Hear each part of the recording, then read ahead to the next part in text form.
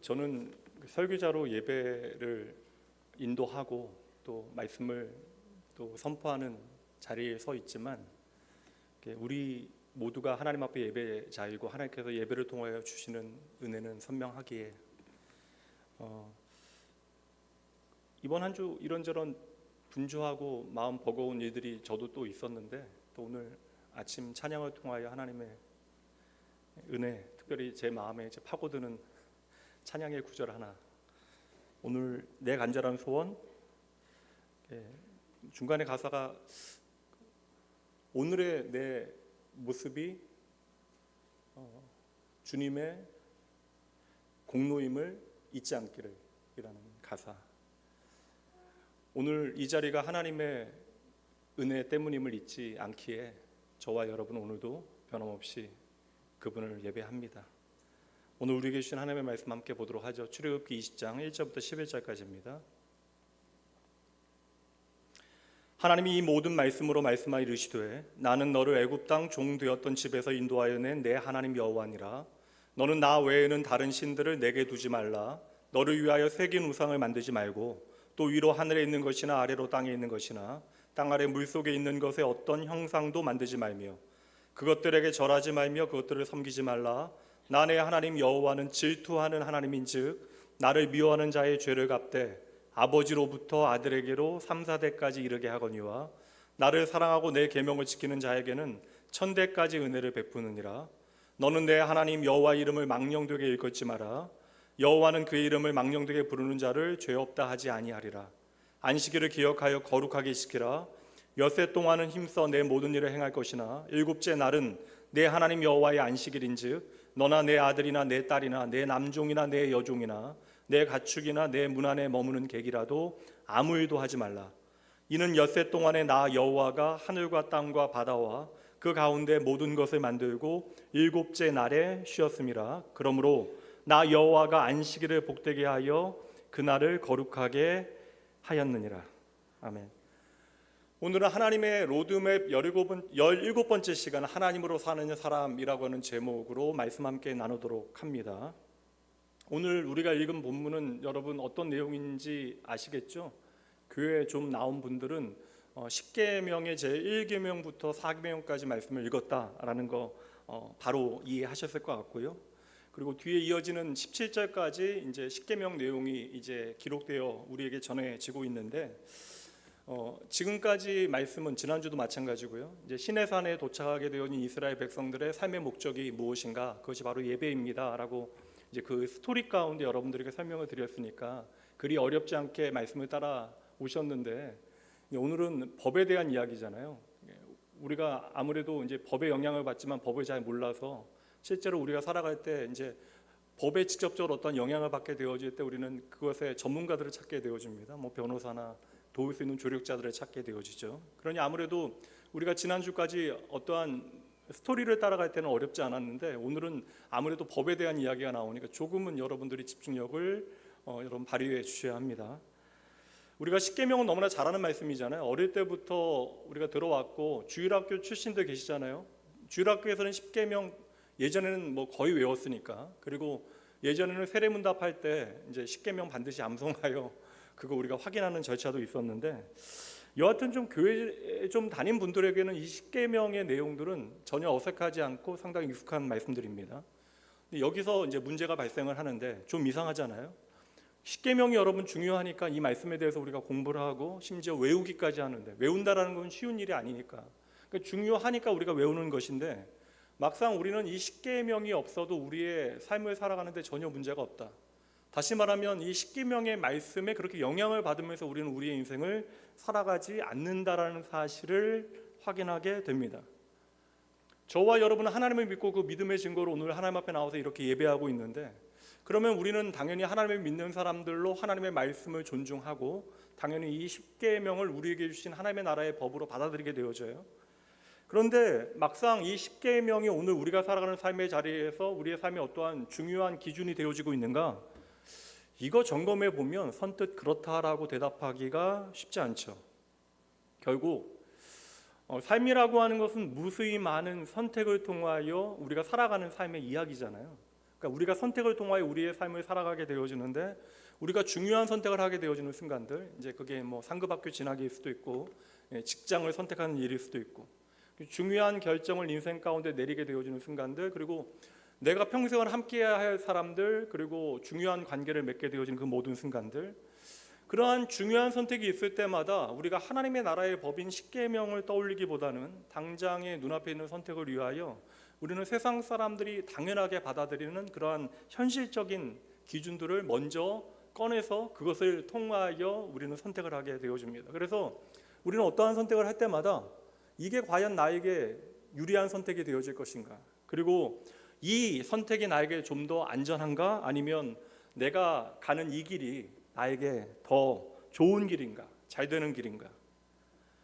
오늘 범위를 조금만 확대해서 여러분들에게 말씀드리며 질문을 하면, 우리가 하나님을 믿는다라고 이야기하는데 이 믿음이 과연 무엇일까? 우리가 믿는다라고 하는 고백은 쉽게 하는데, 막상 우리가 하나님의 말씀 없이도 우리의 인생이 잘 사라지는 것을 보면, 다시 말하면 내가 하나님을 믿는데 하나님의 말씀 없어도 내 인생이 아무런 문제 없이 잘 사라진다면 이것은 뭐가 문제인가? 그래서 오늘 십계명은 우리에게 내가 알고 있는 지식적인 그 알미라고 하는 것이 우리의 삶과는 상당히 먼 이야기가 될 수 있다. 교회에 오래 다니신 분들은 제가 오후 예배 때 종종 말씀드리는데, 내가 아는 것이 나의 믿음의 실력이라고 생각하는데 막상 우리는 아는 것만큼 우리의 삶을 살아가지 못함을 확인하게 되어집니다. 그런데 하나님께서 그렇다면 이게 3,500년 전에 팔레스타인의 사실 엄격히 말하면 지금 이스라엘 민족의 시작, 태동을 우리가 보고 있잖아요. 그러면 3,500년 전에 지구 반대편에 있는 사람들에게 주어진 제한적인 법이 되어지는가? 그렇다면 왜 출애굽기는 이 십계명의 내용을 자세히 기록하여 오늘 저와 여러분에게 이 말씀을 전하고 있는가? 이런 거 우리가 좀 고민해 볼 필요가 있는 거죠. 십계명이라고 하는 것은 여러분, 우리가 그냥 알고만 있으라고 하나님께 주신 말씀이 아니라 이 말씀은 우리의 삶에 살아내라고 주신 말씀입니다. 그러니 이 십계명의 이 법조항에 담겨져 있는 우리가 하나님의 마음을 발견하는 것이 첫 번째. 두 번째, 과연 이 말씀에 담겨져 있는 변치 않는 가치를 2026년을 살아가고 있는 저와 여러분은 여전히 우리의 삶의 믿음의 이야기로 살아내고 있는가? 이거 두 가지 확인해 보셔야 합니다. 먼저 말씀이 여러분의 가슴에 제대로 와서 이제 비춰지기 위해서는 우리가 이 질문 앞에 서야 되는데, 나는 십계명을 그저 잘 아는 사람인가? 아니면 나는 이 십계명을 나의 삶으로 오늘도 살아내고 있는가? 이거 점검해 보셔야 되고요. 그래서 왜 하나님께서는 이제 시내산이라고 하는 것은 중요한 하나님의 언약의 개념이죠. 시내산에서 너희가 나의 백성이다, 그리고 나는 너의 하나님이다, 아브라함에게 주신 약속, 모세에게 주셨던 그 약속을 이제 백성들 앞에서 확인하시는 언약식이 맺어지는데, 왜 이 과정 가운데 구태여 십계명이라고 하는 10가지 계명을 주시는가? 이거 우리가 오늘 확인하게 될 겁니다. 그래서 먼저 우리가 질문해야 되는 거, 왜 십계명은 오늘 우리의 삶이 그렇게 멀게만 느껴지는가? 제가 말씀드린 대로 이미 우리는 삶을 살아갈 수 있는 기준들을 다 가지고 살고 있어요. 그러니까 다시 말하면 우리가 우리의 인생을 살아가는 삶의 기준들을 우리는 십계명이 아니라 세상의 다른 곳에서 배우고 익혀서 그러한 기준을 통하여 이미 우리의 인생에 선택이 어렵지 않은 삶의 그러한 선택들과 이야기들을 살아내고 있다는 것입니다.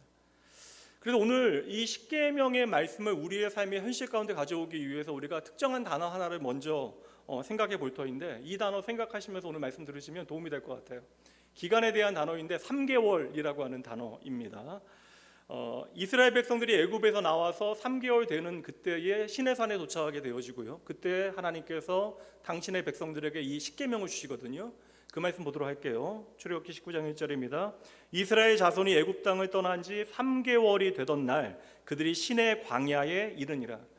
이게 우리가 시내 광야, 시내산 아무것도 아닌 것처럼 보여지지만 이곳은 하나님께서 당신의 백성들과 언약식을 맺으시는 중요한 장면이거든요. 이 3개월이라고 하는 단어가 왜 중요한가? 이스라엘 백성들 애굽에서 나온 지 3개월이 되어졌는데 3개월 전에는 그들이 어디에서 살았죠? 애굽에서 나온 지 3개월 됐으니까 그 전에는 애굽에서 살았겠죠. 애굽에서 그들이 400년이 넘는 430년이라고 하는 세월을 살아왔습니다. 그러면 그 긴 세월 그들이 애굽에서 살면서 무엇을 보고 무엇을 배웠겠어요? 당연히 애굽의 문화와 애굽의 가치를 그들은 자연스럽게 그들의 몸에 체득하여 그 기준을 가지고 살아갔을 거예요. 그러니까 애굽에서 배우게 되어진 가치가 무엇입니까? 변치 않는 가치. 그러니까 애굽이라고 하는 사회 가운데 더 많이 가지는 것이 성공이고 더 강해지는 것이 선이고, 그러니까 약하니까 우리는 억압받을 수 없다라고 하는 패배의식이 이스라엘 백성들에게 있었던 거예요. 그러니까 이 땅에서 내가 조금 더 많이 갖고 힘을 갖게 되어지고, 그래서 나의 능력을 이 땅 가운데 더 크게 만드는 것이 옳다라고 하는 가치관 가운데 그들은 자신들의 삶을 살아왔습니다. 그리고 하나님의 강권적인 구원의 역사 가운데 그들이 애굽에서 나와서 홍해를 건너게 되어졌고, 그로부터 3개월이라고 하는 시간이 지나가게 되어진 거예요. 그리고 그때 하나님께서 그들에게 말씀하시길, 너는 나 외에 다른 신을 두지 말라, 우상을 만들지 말라, 내 이름을 망령되이 부르지 말라, 안식일을 기억하여 거룩하게 지켜라. 우리가 십계명을 처음 볼 때 가장 먼저 익숙하게 바라보는 시선은요, 하지 말라라고 하는 목록을 먼저 보게 되어지거든요. 그래서 우리가 십계명을 읽을 때마다 적어도 이것은 안 해야겠다, 금지와 어떠한 규정, 의무의 기준으로 이것을 살피게 되어지고, 그래서 내가 이것을 제대로 지켰는가 지키지 않았는가를 통해서 우리가 십계명을 제대로 따랐는가, 이걸 이제 점검하게 되어지는 거예요. 그래서 이 십계명의 말씀들을 우리가 어기지 않으면 그렇게 힘든 문제가 아닌데, 뭔가 걸리게 되어지면 우리가 숨이 막히게 되어집니다. 왜냐하면 반드시 지켜야 되는 것이고, 이거 지키지 못하면 내가 하나님 앞에 벌받게 되어지는 것은 아닌가라고 하는 막연한 두려움이 우리 안에 있는 것이죠. 근데 여러분, 이 십계명의 법조항은요, 흔히들 우리가 법조항이라고 이야기하니까 여기서부터 출발을 하죠. 이 십계명은 그런데 훨씬 더, 우리의 생각보다 훨씬 더 따뜻한 자리에서 시작이 되어집니다. 그러니까 이 십계명을 주시기 바로 직전에 하나님께서 그들에게 먼저 주신 말씀이 있어요. 이거 중요한데 2절 말씀 보도록 합니다. 함께 읽어봅니다. 나는 너를 애굽 땅 종 되었던 집에서 인도하여 낸 내 하나님 여호와이니라. 그러니까 이게 어떠한 말씀이에요? 내가 너희를 여기까지 인도했다. 그러니까 지금 이 십계명이라고 하는 이 법조항은 애굽의 노예들에게 주어지는 규칙이 아니라는 거예요. 누구에게 주어지는 것입니까? 당신이 인도하여 낸 구원받은 당신의 백성들에게 주어진 삶의 방향이 되어진다. 오해하지 마셔야 되는 게, 여러분, 십계명을 지켜야 하나님께서 저와 여러분을 비로소 사랑해 주시는 것이 아니라, 하나님께서 먼저 저와 여러분을 구원하시고 당신의 은혜 가운데 우리를 구원하시고 내가 너를 살려냈으니까 이제는 너희가 새로운 삶의 가치를 가지고 살아가야 한다. 그 인생의 방향을 보여주는 말씀이 바로 십계명이 되어지는 것이죠. 그러니까 여러분, 우리가 좁은 눈으로 보면 십계명은 10가지의 지켜야 되는 법조항이에요. 근데 십계명에 흐르고 있는 것은 무엇입니까? 먼저 하나님의 은혜와 사랑이 흘러가고 있는 것이죠. 그러니까 이 명령이 주어지기 전에 무엇이 먼저 그들에게 주어져요? 하나님의 구원이 주어져요. 그러니까 하나님의 구원받은 백성들에게 주어진 말씀이 바로 십계명이다. 이걸 먼저 보셔야 우리가 십계명에 대하여 좁은 눈으로 오해하지 않게 되어지는 거예요. 그러니 이 십계명은 인간을 끊임없이 억압하는 신이 만들어낸 족쇄가 아니라, 하나님을 떠나 다시 애굽으로 돌아가려는, 애굽의 족쇄를 차려고 하는, 애굽의 습관으로 다시 돌아가려고 하는 당신의 백성들을 그 길로 가지 않게 하시려는 하나님께서 만드신 자유의 질서가 되어지는 것입니다. 그러니까 하나님의 가치를 선택하며 살아갈 수 있도록 하나님께서 우리에게 기준을 보여주시는 것이죠. 이스라엘 백성들 얼마 전에 애굽을 떠나서 홍해를 건너요. 이제 홍해를 건너면서 이제 그들은 다시는 애굽으로 돌아가지 못하게 되어졌습니다. 근데 문제는, 몸은 홍해를 건너서 90일이라고 하는 시간, 석 달이라고 하는 시간이 지나갔지만, 문제는 무엇입니까? 마음은요, 애굽을 아직도 떠나지 못했다라는 거예요. 애굽의 가치를 그들이 벗어나지 못했어요. 왜냐하면 400년 넘게 내가 살아왔던 나의 아버지, 나뿐만 아니라 나의 아버지, 나의 할아버지, 나의 조상들의 삶의 방식이 다 애굽의 방식이었으니까. 그러한 이스라엘 백성들을 향하여 몸은 애굽을 떠났지만 마음은 도무지 떠나지 못했던 이스라엘 백성들에게 이 십계명을 통하여 하나님께서는 너희가 더 이상 애굽의 노예가 아니라 바로 나의 백성이다, 이것을 선언하시는 것으로부터 언약식이 시작되는 거예요. 그러니 이 십계명은 이스라엘 백성들이 반드시 지켜야만 하는 10가지 법조항이 아니라 하나님 나라 백성의 정체성과 존재의 방식을 우리에게 보여주는 말씀이 되어지는 것이죠. 그러니 여러분, 십계명은 어떠한 종교적인 규칙이 아닙니다. 너희는 이제 너희의 존재의 방식에 따라, 나의 자녀이니, 나의 백성이니 이제 너희의 삶의 기준을 나의 방식에 따라 바꾸어야 한다. 너희는 더 이상 애굽의 메인 자들이 아니라 나에게 속한, 내가 인도하여 낸 나의 백성들이다. 그러니 이제 이스라엘 백성들에게 이 하나님의 법이 주어졌다는 것은 무엇을 먼저 전제하고 있는 거예요? 그들이 이제 애굽의 메인바 되어진 존재가 아니라 바로 하나님으로 정의되어지는 인생을 살게 되어졌다. 이것을 베드로 전서에서 새로운 피조물이다. 이것을 다른 말로는 요한복음에서 거듭났다라고 말씀하는 것이죠. 여러분, 애굽의 가치는 무엇이에요? 잘 돼야 돼요. 힘을 가져야 하는 것입니다. 그러니까 잘 먹고 잘 사는 것이 성공의 기준이 되어져요. 풍요롭고 윤택한 삶을 반드시 살아야 합니다. 그러한 나의 윤택함이 힘이 되어지고 그것이 성공의 기준이 되어지는 그런 사회. 그러니 애굽이라고 하는 사회는 힘 있는 자가 힘 없는 자를 착취하는 것이 그렇게 문제가 되지 않아요.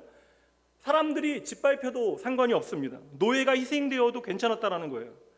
그런데 하나님께서는 이스라엘 백성들을 애굽에서 끄집어내셔서 말씀하시죠. 이제 더 이상 너희는 애굽의 기준으로 너희의 인생을 살아갈 것이 아니라 너희는 이제 나를 기준으로 너희의 인생을 살아가야 한다.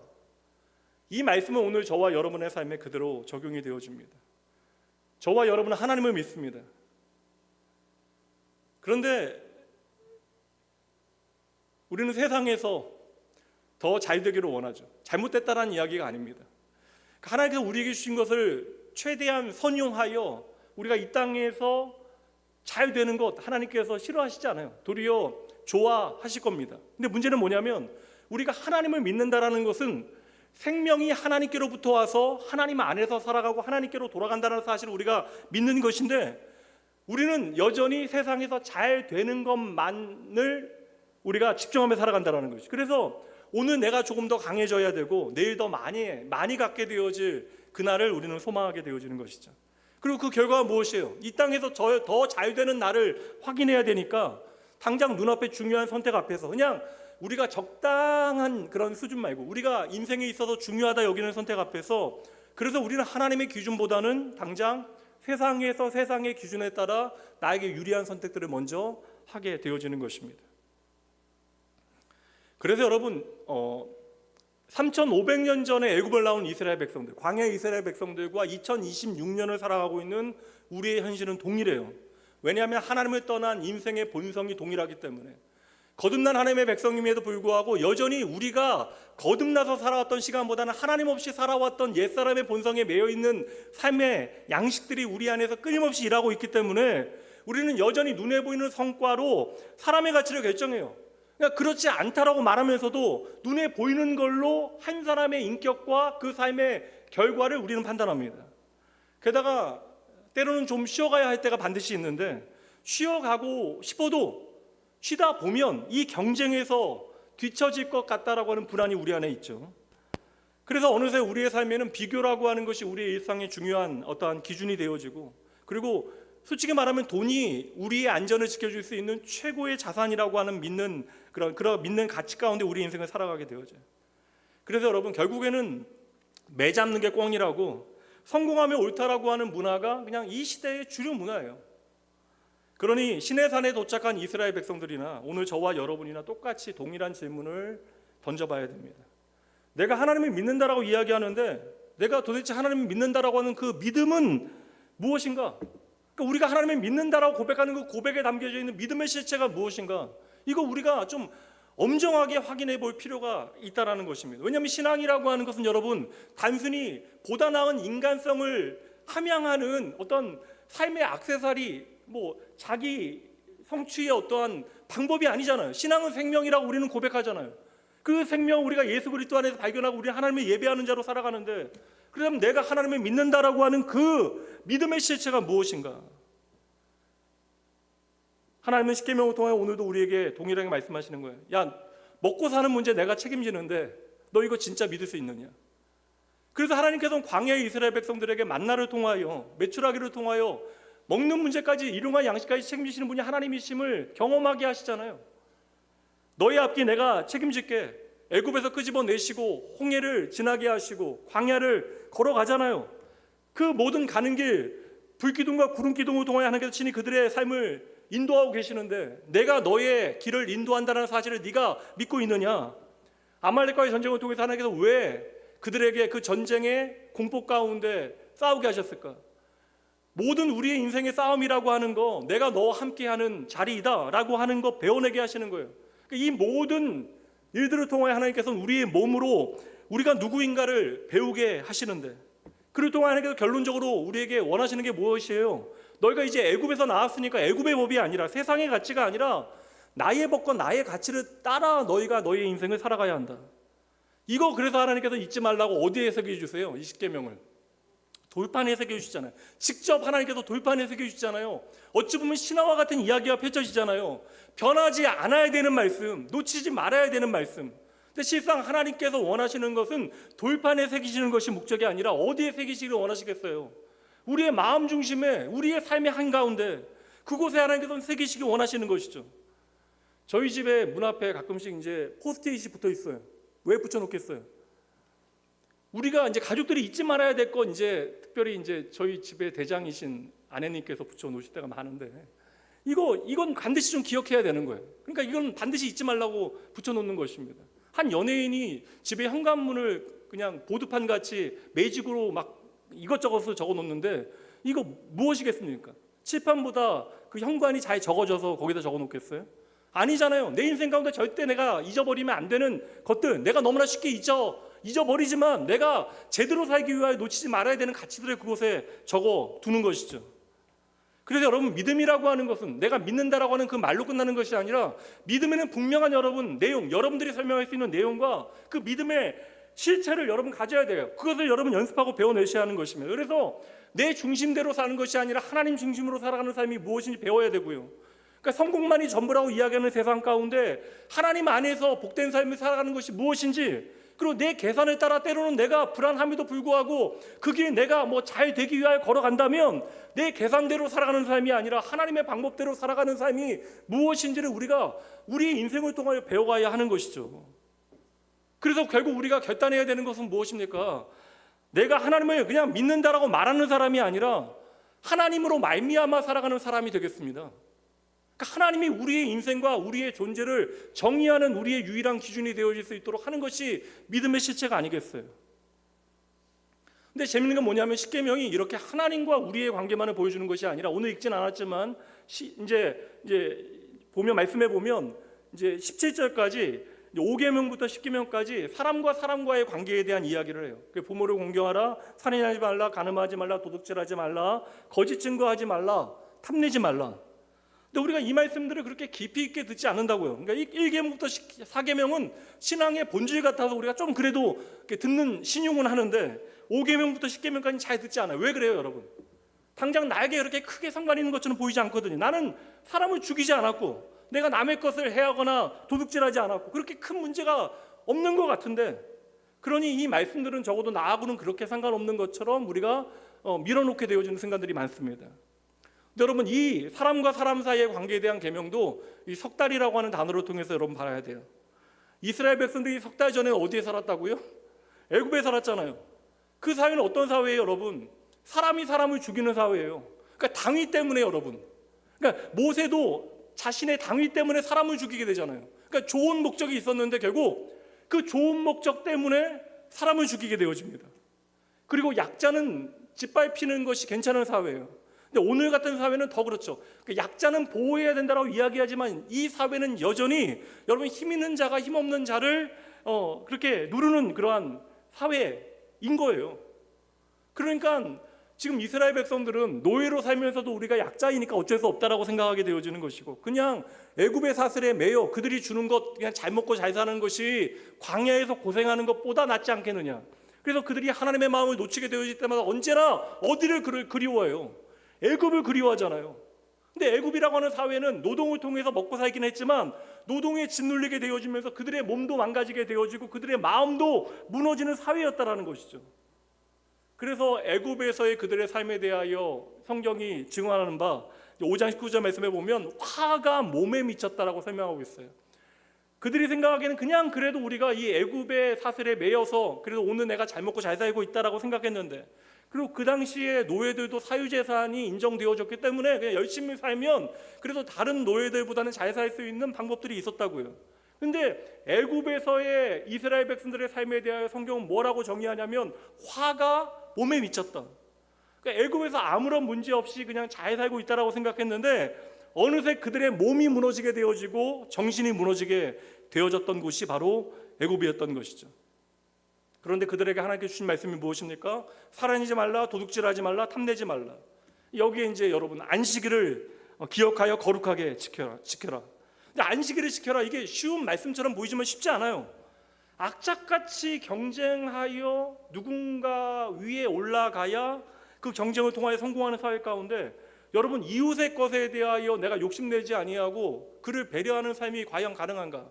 그러니까 적당한 매너 말고요, 사회적 윤리 말고 내가 경쟁을 통하여 둘 중에 한 명이 떨어지게 되어지거나 손해를 보게 되어지는 그 자리에서 누군가에 대하여 그의 인간다움을 인정하고 그를 배려하는 일이 가능할 것인가? 내가 이제 자영업 가게를 하고 있는데 내가 오늘 문을 닫으면 옆집에서 내가 벌어야 될 돈을 다 벌어가게 되어지는데, 그러니까 내가 쉼으로 말미암아 그 옆집은 더 배부르게 되어지는데 내가 예배하고 봉사하면서 내 마음이 완전히 100% 안식할 수 있을까? 이거 여러분 그렇게 생각하면 절대 안 되는 일이에요. 왜냐하면 이미 우리는요 애굽의 온 몸을 담그고 오랫동안 살아왔기 때문에 그러합니다. 그러니까 여러분, 십계명은 단순한 윤리가 아니에요. 윤리적인 가르침을 보면 이 말씀은 제한적인 기준에서 우리가 지켜내야 할 것만을 우리가 따르게 되어질 것입니다. 근데 이 십계명은 어떠한 의미냐면, 너희가 이제 거듭났으니까 새로운 피조물이니까 너희가 새로운 삶의 가치를 가지고 새로운 공동체를 만들어야 된다. 새로운 사회를 만들어야 된다. 그것이 바로 하나님 나라라고요. 이 세상은 여러분 마지막까지 경쟁과 착취의 가치 가운데 살아갈 거예요. 여러분 21세기에도 끝나지 않는 전쟁의 이 모양들을 보세요. 이 정도 교육과 여러분 이 정도 윤리가 발전하면 세상은 유토피아로 가야 되는데, 이렇게 잘 살게 되어졌음에도 불구하고 나의 것을 누군가와 나누기 싫어하는 것이 인간의 본능입니다. 이 끝없는 경쟁과 착취의 구조 가운데 하나님께서 십계명을 통해 우리에게 요구하시는 건 뭐예요?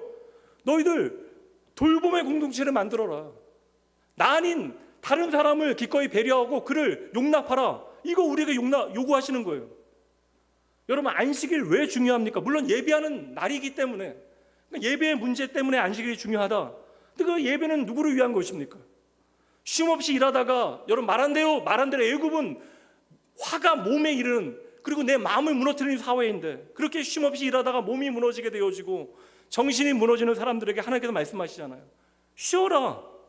이게 하나님의 창조의 원리라는 거예요. 내 안에서 너도 쉬어야 하고 너와 함께 있는 사람들도 쉬게 하여야 한다. 이거 얼마나 여러분 놀라운 말씀이에요. 이거 어찌 보면 오늘날의 사회 구조에서는 이해할 수 없는 혁명적인 말씀이에요. 그리고 이 말씀은 3,500년이 지나 오늘 2026년을 살아가는 저와 여러분의 삶에도 그대로 적용이 되어지는 거예요. 이 말씀이 왜 어렵냐? 저와 여러분이 살아가는 이 세상도 애국과 전혀 다르지 않거든요. 여전히 경쟁합니다. 여전히 비교한다고요. 그리고 이 경쟁과 비교 가운데 사람은요 소모되어져요. 제가 목사로 여러분 상담 얼마나 많이 하겠어요. 여러분들이 생각하는 성공했다라고 이야기하는 사람들, 그리고 많은 것들이 이루어서 이 정도 되면 이 사람은 아무런 염려도 없을 것이라고 말하는 그 모든 사람들, 그들 가운데 여러분 쉬는 게 불안하다는 사람들 전 너무 많이 만나봤어요. 그러니까 쉬어도 쉬는 것 같지 않고 쉬는 것 자체가 불안한 사람들 생각보다 여러분 너무나 많아요.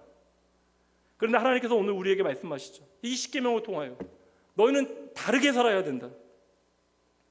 우리가 하나님과의 관계를 통하여 우리가 살아가는 삶의 자리로 돌아보라는 거예요. 우리의 일터에서, 우리의 직장에서 누군가는 무너지고 있지는 않은지, 가정에서 나도 모르게 사랑한다는 이유로 그 자녀를 끊임없는 경쟁과 비교 가운데 몰아넣고 있다면 그 자녀가, 그 심령이 지쳐서 울고 있지는 않은지, 믿음의 공동체 안에서 누군가 오늘 참으로 어려운 사망의 음침한 골짜기를 지나는 것과 같은 어려움의 자리에 있을 때 그들의 외로움과 그들의 버거움을 우리가 기꺼이 나의 문제로 받아들이고 있는지. 세상은 끊임없이 사람을요 경쟁하게 만들어요. 근데 하나님은 생명을 돌아보게 하십니다. 사람을 돌아보게 하시는 거예요. 이게 오늘날도 주의 몸된 교회, 예수 그리스도의 피 묻은 복음이 살아 있어야 하는 유일한 이유가 되어지는 거예요. 세상은 우리에게 먼저 너부터 살아남아야 한다라고 이야기하지만 하나님께서는 저와 여러분에게 함께 살아라, 함께 살아가야 한다라고 말씀하시는 것이죠. 여러분, 이 말씀은 저와 여러분의 영혼을 살리시려는 하나님의 안식으로의 초대입니다. 믿음을 오해하시는 분들이 계세요. 믿음을 어떤 개인적인 능력으로 착각하시니까 나 혼자서라도 잘하면 된다라고, 모든 사람 못해도 나 혼자 잘하면 된다라고 착각하시는데, 여러분, 하나님께서는 인간을 그렇게 만드시지 않았어요. 그렇다면 조금 더 완벽하게 만드셔야죠. 인간은요, 그 존재 자체가 결핍과 불안을 가지고 있는 존재예요. 누군가를 의존하지 않으면 안 되는 존재로 만드셨습니다. 그래서 여러분, 믿음이라고 하는 것은 내가 혼자 잘 버텨내는, 나 혼자서도 잘해요라고 하는 것이 아니라 함께 서로를 돌아보는, 붙들어주는 공동체의 이야기로 언제나 믿음은 설명되어지는 거예요. 그래서 성경에 보면 예수 그리스도의 복음을 해석하여 전하는 모든 말씀은 교회들에게 주시는 말씀으로 주어지는 것입니다. 이 말씀 함께 보도록 할게요. 히브리서 10장 24절과 25절 함께 읽어봅니다. 서로 돌아보아 사랑과 선행을 격려하며 모이기를 패하는 어떤 사람들의 습관과 같이 하지 말고 오직 권하여 그날이 가까움을 볼수록 더욱 그러하자. 24절 말씀 보여주세요. 24절 가장 중요한 표현이 무엇이겠어요? 처음에 나와요. 서로 돌아보아. 이게 핵심적인 단어입니다. 그러니까 믿음이라고 하는 것은 나 혼자 잘해요, 나 혼자 잘 버텨내는 그런 고된 외로움의 싸움이 아니라, 믿음은 무엇입니까? 서로 돌아보는 것, 함께 살피고 함께 붙들어주고 함께 세워져 가는 과정이라는 거예요. 그래서 지난주 말씀드렸잖아요. 이스라엘 백성들의 목적은 바로 예배인데, 그 예배는 무엇입니까? 내가 하나님의 백성이라는 사실을 잊지 않는 거예요. 그러니까 하나님께서는 지금 애굽에서 끄집어내서 가나안 땅에 그냥 가져다 놓는 것이 목적이 아니라 그들이 하나님의 백성이라고 하는 사실을 자각하는 거예요. 하나님의 백성대로 살아갈 수 있도록 하나님께서 그들의 삶을 만들어 가시고 만져 가시는 거예요. 그래서 하나님께서는 임마누엘, 내가 너희 가운데 함께 하겠다, 죄인된 그들 가운데 함께 하시기 위한 방법들을 지금 말씀을 통해서 우리에게 보여주고 계시는 거예요. 살인하지 말라, 간음하지 말라, 탐내지 말라, 거짓 증언하지 말라. 말씀드린 대로 그냥 읽어보면 그냥 금지의 법으로 보이잖아요. 살인하지 말라, 우리는 어떻게 해석합니까? 사람을 해치기 위하여 내가 칼을 들지 않는 것으로 이해하는데, 이 살인하지 말라라는 것의 핵심적인 가르침은 무엇이에요? 뒤에 해석이 나오는데, 여러분, 생명을 귀하게 여기라는 거예요. 내가 너희의 생명을 귀하게 여기니까, 너희의 생명을 귀하게 여기니까 너희들도 다른 생명을 귀하게 여겨야 된다. 여기서 하나님의 형상대로 창조되어진 인간의 존엄성이 출발하는 거예요. 나의 생명이 귀하다는 사실을 확인하게 되어질 때 너의 생명이 귀하다는 사실을 우리가 고백해내는 거, 이게 여러분 살인하지 말라라는 거예요. 생명의 주권자가 하나님이시라는 사실을 우리가 믿는 것입니다. 간음하지 말라, 여러분, 사회가 정한 죄를 금하시는 것이 아니라 사랑과 언약을 가볍게 소비하지 말라라고 하는 하나님의 부르심이 되어지는 거예요. 도둑질하지 말라, 여러분, 남의 것을 빼앗지 말라라는 이야기가 아니라고요. 왜 도둑질합니까? 부족하다라고 생각하니까요. 오늘의 나의 것만으로 나의 삶을 잘 살아내지 못할 것으로 우리가 착각하게 되어지니까, 이게 불법이건 학법이건 나의 힘으로 남의 것을 빼앗는 일들을 하게 되어지는 거예요. 도둑질하지 말라, 단지 남의 것을 빼앗지 말라는 말씀이 아니라 하나님께서 너의 인생을 책임짐을 믿고 너에게 주어진 것에 자족하며 살아가는 자유의 삶을 우리에게 이야기해 주시는 거예요. 거짓 증거하지 말라. 얼마나 어려워요. 정직하게 살아서는 제대로 살 수 없는 이 사회 가운데, 여러분, 그럼에도 불구하고 내가 거짓말하지 않는다는 것은 나만의 문제가 아니라 하나님께서, 나만 하는 문제가 아니라 하나님께서 아시기 때문에 진실이 사람을 살린다라고 하는 하나님의 나라의 질서를 거짓 증거하지 말라는 말씀을 통해서 우리에게 보여주시는 거예요. 특별히 여러분, 탐내지 말라, 이거 얼마나 놀라운 말씀입니까? 세상은 여러분 행동으로, 결과로 판단해요. 근데 하나님께서는 행동 이전에 마음을 보시잖아요. 세상의 법은 행동의 결과로 처벌하지만 하나님께서는 우리의 무엇을 보신다고요? 중심, 마음을 보신다고요. 마음의 방향을 하나님께서는 다 헤아리신다고요. 그러니 십계명은 여러분, 법조항으로 지켜야 되는 10가지 윤리 규범이 아니라 거듭난 하나님의 백성들이 거듭난 삶을, 그러니까 거듭난 존재가 거듭난 삶을 살아갈 수 있도록 하나님께서 각자의 삶에 개입하시어 그 삶을 책임지시는 거듭난 삶 프로젝트 같은 겁니다. 그리고 여러분, 이 말씀은 구약에서 끝나는 것이 아니라 예수님의 그 유명한 산상 설교에서 완성이 되어져요.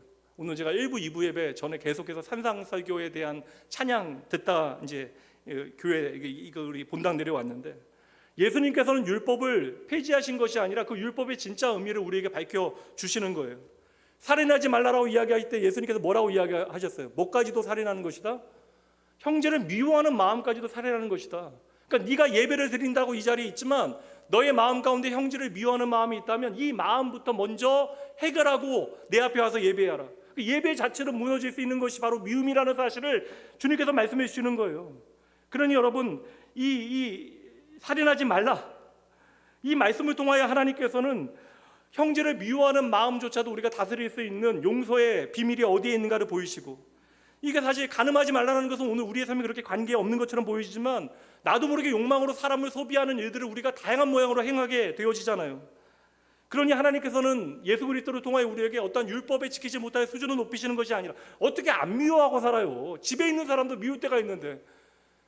여러분, 세상에 가장 여러분 순수한 사랑이 무엇이에요? 왜곡되어질 수 있다 할지라도 부모의 자녀에 대한 사랑이 가장 순수한 사랑인데 그 사랑조차도 왜곡되어질 수 있기 때문에 빌립보서 말씀에서는 그 사랑에 분별력이 있어야 한다라고 이야기하잖아요. 내가 사랑한다는 마음이 아니라 그 사랑에도 분별력이 없으면 제대로 사랑할 수 없는 것인데, 하나님께서 오늘 우리의 마음 중심을 다시 한번 점검하기 원하시는 것이죠. 그래서 하나님께서는 오늘 저와 여러분에게 착하게 살아라 이야기하시는 것이 아니라 너희는 이미 세상의 빛과 소금이다. 그러니 우리가 무엇을 오늘 행하느냐 행하지 않느냐 이건 중요한 것이 아니라고요. 내가 이제 어떠한 존재인가를 알고 그 존재의 삶의 가치를 따라 내가 비로소 살아가고 있는가. 십계명을 통하여 하나님께서 우리에게 원하시는 것은 무엇이에요? 하나님을 떠난 우리의 인생이 망가졌어요. 근데 주 예수 그리스도의 보혈을 통하여 우리를 깨끗게 하셨다고, 의의 옷을 입혀주셨다고요.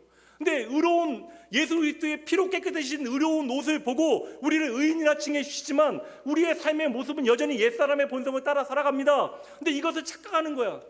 이렇게 우리가 살아도 하나님께서 그냥 나를 용서해 주시는구나. 그래서 그냥 옛사람의 본성을 따라 평생을 살아가는 사람들이 있습니다. 교회 나오면서 회개하면 되지. 회개라는 건 무엇이에요, 여러분? 구체적인 죄에 대해서 하나님 앞에 말씀드리는 것이 회개가 아닙니다. 하나님 앞에 돌아가는 거예요. 그게 회개입니다. 그러니까 우리의 망가진 인간다움을 회복하시기 위하여 하나님께서 오늘도 당신의 말씀을 통하여 일하신다. 그러니까 십계명은 우리를 통제하기 위하여 주시는 계명이 아니라 우리의 생명을 살리시기 위하여, 회복하시기 위하여 하나님께서 우리에게 주신 생명의 말씀, 우리를 보호하는 울타리가 되어지는 것이죠. 그래서 이 십계명, 하나님의 말씀이 주어진 목적을 예수님께서 뭐라고 이야기하시냐면, 당신이 어린 양이 되셔 이 땅에 오신 이야기를 하시면서 삶을 풍성하게 하시기 위하여 하나님께서 우리에게 찾아오셨다라고 말씀하고 계세요. 이 말씀 보도록 할게요. 요한복음 10장 10절 함께 읽어봅니다. 내가 온 것은 양으로 생명을 얻게 하고 더 풍성히 얻게 하려 하심이라. 예수님께서 이 땅에 왜 오셨냐고요? 우리에게 생명을 주시기 위해 오셨다고요. 근데 생명을 주시는 것에서 끝나는 것이 아니라 그 생명을 우리로 하여금 어떻게 해요? 더 풍성하게 누리게 하시는 것이 목적이에요. 그러니까 여러분, 십계명의 끝에는 지금 법이 세워져 있는 것이 아니라 하나님의 판단과 하나님의 정죄와 심판이 세워져 있는 것이 아니라 십계명의 끝에 가니까 그곳에 누가 서 계세요? 예수님이 서 계신 것이죠. 그러니까 십계명은 여러분 돌판에 새겨진 문장이 아니라 예수 그리스도 안에 살아 움직이는 생명의 길이 되어짐을 여러분 믿으시기 바랍니다. 사람을 해치지 말고, 관계를 무너뜨리지 말고, 서로를 소모하며 살아가지 말라. 경쟁하고 짓밟는 것이 당연한 세상 가운데 서로를 돌아보는 공동체, 그곳에 생명이 흘러가는 것이고 그 공동체가 바로 주의 핏값으로 사신 교회임을 믿으시기 바랍니다.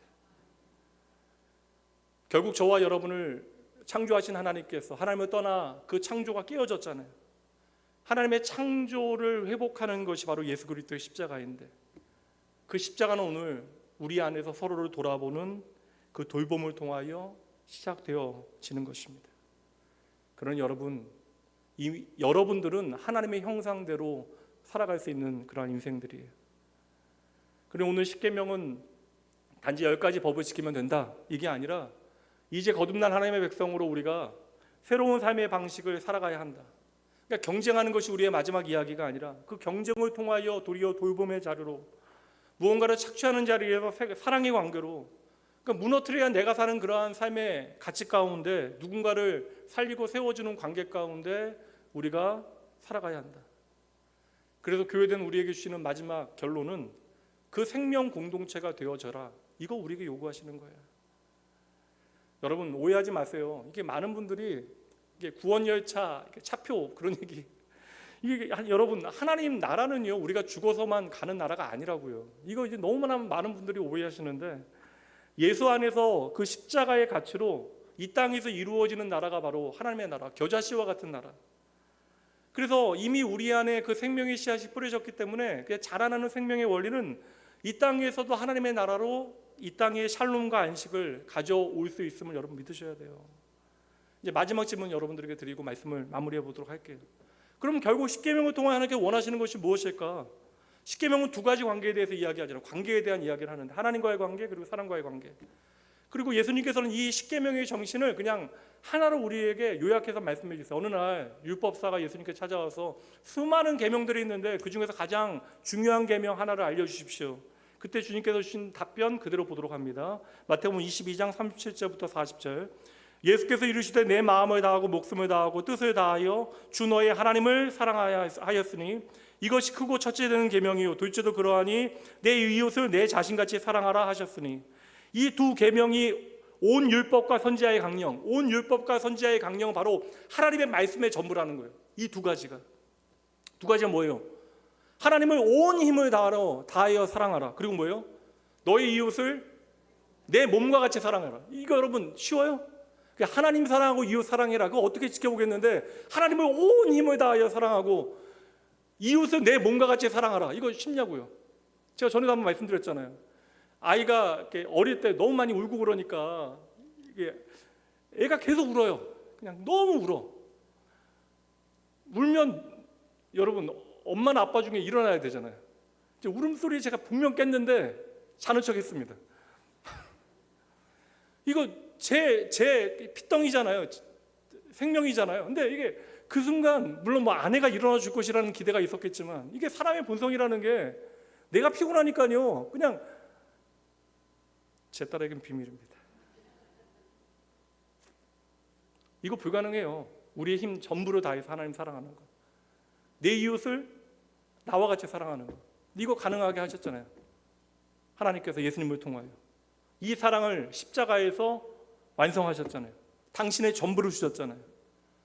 그래서 예수님의 대답은 무엇입니까? 십계명은 결국 사랑으로 완성되어진다. 하나님을 사랑하는 것, 이웃을 사랑하는 것. 이것이 여러분 바로 하나님의 마음이에요. 그리고 여러분 뭐 세상도 나이 들어갈수록 그 얼굴에 책임을 져야 한다고 이야기하지만 여러분 그리스도인의 자존감과 자존심은요 정말 우리의 이 사랑을 통하여 우리의 삶으로 우리의 얼굴로 드러나야 되는 거예요.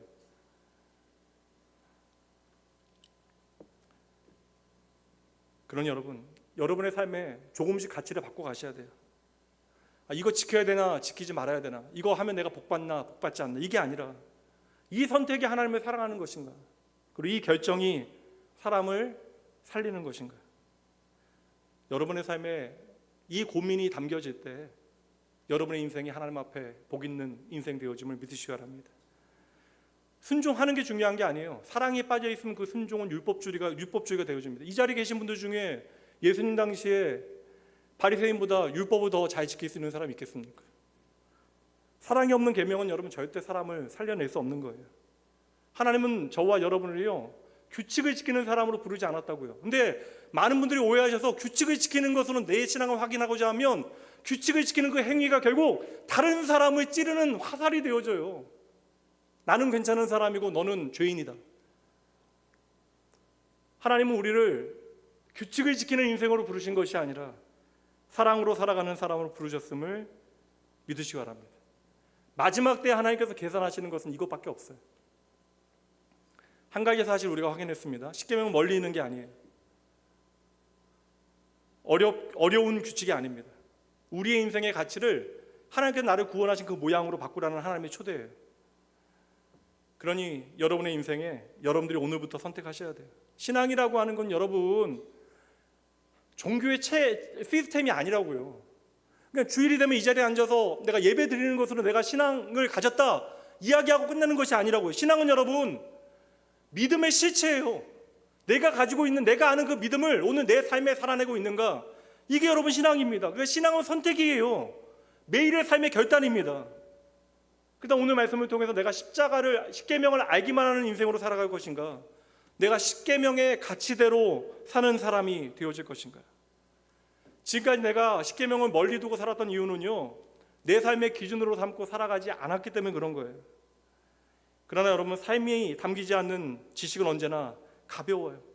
하나님의 진리의 말씀도요 우리의 삶의 선택을 통하여 증명되지 않으면 바람에 나는 겨와 같이 그냥 안개와 같이 흩어지게 되어지는 것입니다. 저와 여러분을 하나님의 백성 삼으시고 하나님께서는 이제는 이렇게 살지 말고 애굽의 방식대로 살지 말고 나의 기준대로 너희의 인생을 살아가라. 그렇게 살 수 있도록 하나님께서 오늘도 성령 하나님을 통하여 진리의 영으로 우리 가운데 일하시는 하나님이십니다. 3,500년 전에는 돌판에 이 말씀 새겨주셨는데 하나님께서 오늘 저와 돌같은 우리의 마음판에 하나님께서 이 말씀을 새겨주시고 계세요. 이 새겨주신 말씀 여러분의 삶을 통하여 몸을 통하여 열심히 익혀 가셔야 합니다. 마지막으로 3가지 문장 준비했으니까 이 문장 함께 읽고 말씀 마치도록 합니다. 함께 읽습니다. 주님, 이제는 제 기준으로 살지 않겠습니다. 내게만 유리한 길이 아니라 하나님이 기뻐하시는 길을 선택하겠습니다. 사람을 이기는 삶이 아니라 사람을 살리는 삶을 살겠습니다. 하나님을 믿는 데서 멈추지 않고 하나님으로 살아가는 인생이 되겠습니다. 예배 때마다 여러분들이 드리는 그 고백이 결단이 스치는 그러한 이야기로 끝나지 아니하도록 여러분의 마음에 성령 하나님께 주신 그 모든 감동이 여러분의 삶에 그냥 흩어지는 감동이 되어지지 아니하도록 여러분의 내일의 선택 가운데 여러분에게 허락하신 관계 가운데 여러분의 말 한마디 가운데 십자가의 그 생명의 원리가 그 십계명의 가치가 살아 움직이기를 주님의 이름으로 축복합니다. 기도하죠. 사랑의 하나님 아버지, 오늘 우리에게 주신 말씀 감사합니다. 아버지, 십계명을 잘 알고 있다고 저희들 생각했지만 저희의 삶의 기준으로 삼지 못했음을 이 시간 말씀을 통해서 확인했습니다. 주여, 저희들 하나님을 믿는다 하면서도 중요한 선택의 순간마다 유리한 길과 세상의 안전한 길만을 먼저 붙잡으며 살아왔습니다. 주여, 저희의 아버지여, 믿음 없음을 용서하여 주시옵소서. 저희들로 하여금 세상의 기준이 아니라 하나님의 기준을 열심히 배워 저희의 삶의 이야기로 살아내게 하시고, 하나님, 오늘 굳어진 우리의 마음에 하나님의 말씀을 다시 새겨주시고 흔들리지 않는 그 진리의 기준으로 저희의 생각과 선택을 이끌어 주시옵소서. 경쟁하고 소모하는 세상 가운데 저희들 조금씩 다른 삶을 선택하게 하시고, 사람을 그저 이기는 삶이 아니라 사람을 살리는 삶, 쉼을 빼앗는 인생이 아니라 쉼을 주는 인생 살게 하여 주시옵소서. 저희들의 가정과 일터와 교회가 상호 돌봄의 공동체가 되어지게 하시고, 그리하여 하나님 사랑과 이웃 사랑의 구체적인 증거들이 주의 몸된 교회의 풍성이 나타나게 하시옵소서. 오늘의 결단이 삶으로 이어지게 하시고 매일의 선택 가운데 순종으로 살아가게 하시는 내 삶의 유일한 기준 되신 예수님 이름으로 축복하며 간절히 기도합니다. 이 시간 헌금 봉헌할 터인데 오늘 이 헌금 찬양은 이용붕 권사님 섬겨주시겠습니다. 찬양 여러분의 마음에 담으시면서 하나님 앞에 이 시간 봉헌하도록 합니다.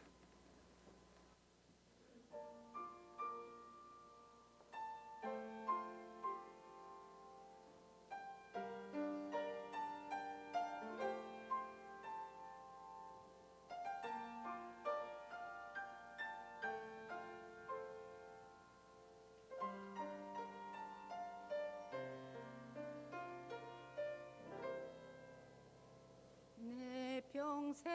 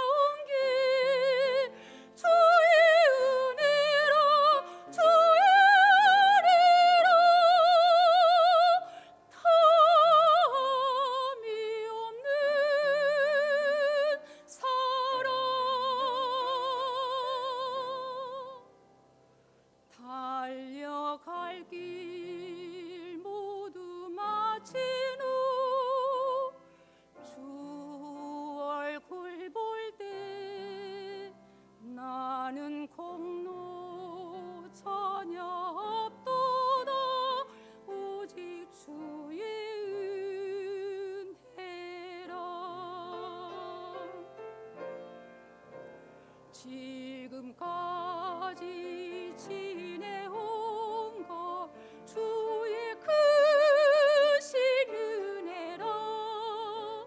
한이 없는 주의 사랑 어찌 이루 말하랴. 찬하게나 주의 손이 항상 살펴주시고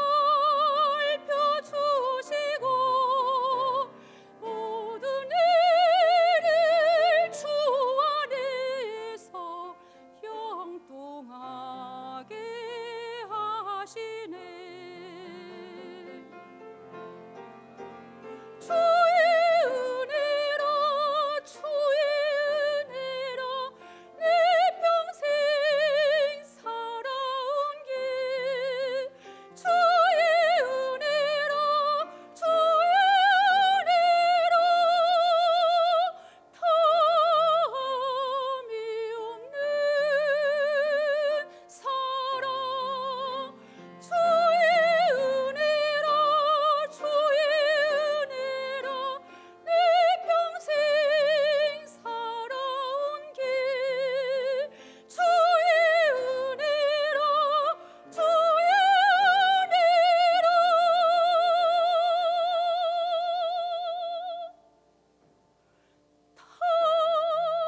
탐이 없는 사랑. 달려갈 길 모두 마친 후 주 얼굴 볼 때 나는 공로 전혀 없도다.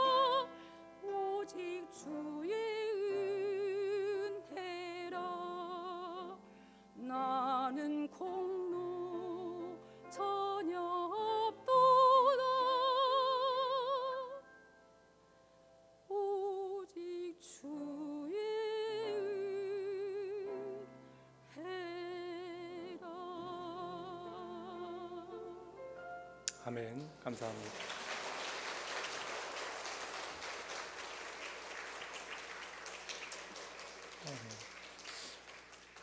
길게 설명 안 드려도 다들 아시겠죠. 이용모 원사님은 일부 샬롬 성가대 그 지휘로 섬겨주시고 계시고요. 찬양에 대한 뜨거운 마음이 있으셔서 참 오랫동안 찬양하는 일에 열심히 내고 또 오늘 교회에서 찬양하시니까 또 얼마나 또 긴장하시면서 준비하셨겠어요. 귀한 찬양 믿음의 고백으로 나누셔서 감사합니다. 기도합니다. 하나님 아버지, 오늘 우리에게 생명 주시고 살아갈 은혜 베풀어 주심에 감사합니다. 저희의 인생에 허락하신 모든 것이 하나님의 은혜인데 주님께서 주신 것 가운데 지극히 작은 일부 구별하여 올려드립니다.